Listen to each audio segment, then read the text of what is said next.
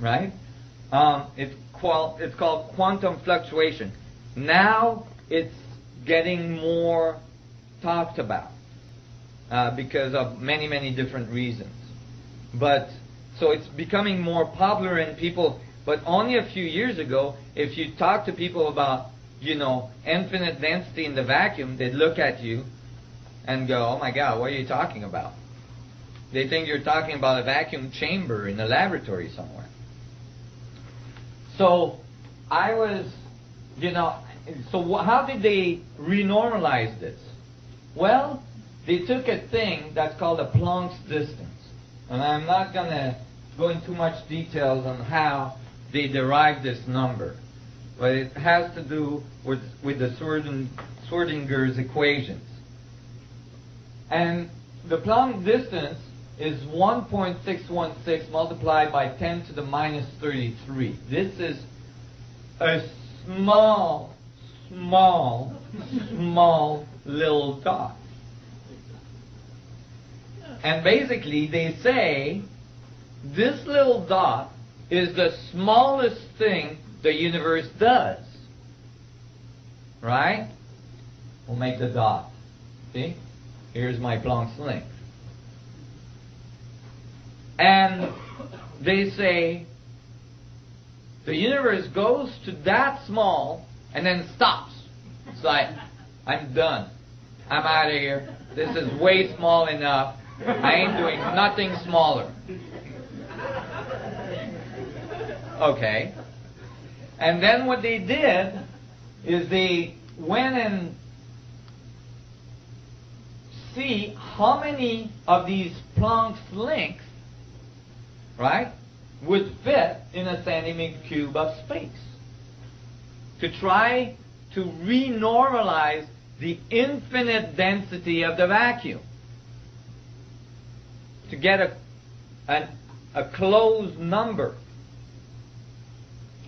So they stacked the Planck's length into a centimeter cube of space, basically, and calculated that the density of the Planck's length would have to be 10 to the 94 grams per centimeter cube. 10 with 94 zeros of these Planck's length in a centimeter cube of space. Well, now they had a finite number. But what is that finite number? Let me give you an idea.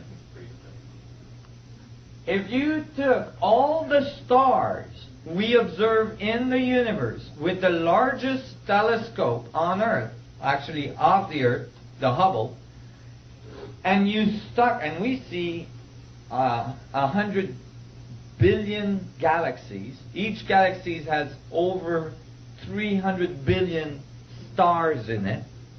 Most of these stars larger than our solar system.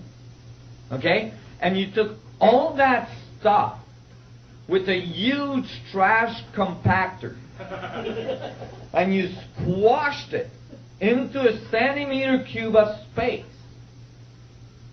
You still would not have 10 to the 94 grams per centimeter cube of density.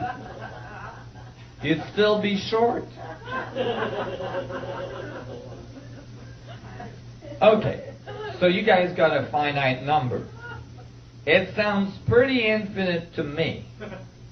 Maybe we should learn to deal with infinities instead of trying to renormalize them.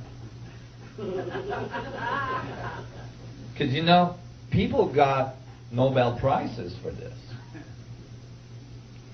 So 10 to the 94 grams per centimeter cube is actually what's called the vacuum fluctuation density in quantum space. Meaning that the vacuum is not empty.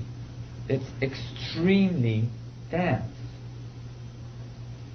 But why does it feel like the vacuum then? It doesn't feel so dense either after, a night at Burning Man. with what happens there, you know, how can the vacuum be so dense? Well, if the vacuum is everywhere and infinite in nature, then it's in perfect equilibrium. And if it's in perfect equilibrium, there's no way you're going to feel it.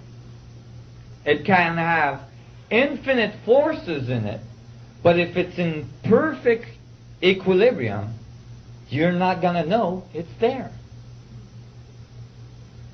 Just like a fish inside the ocean, in the water, will never know it's in the water until you take him out of the water and it feels a different density.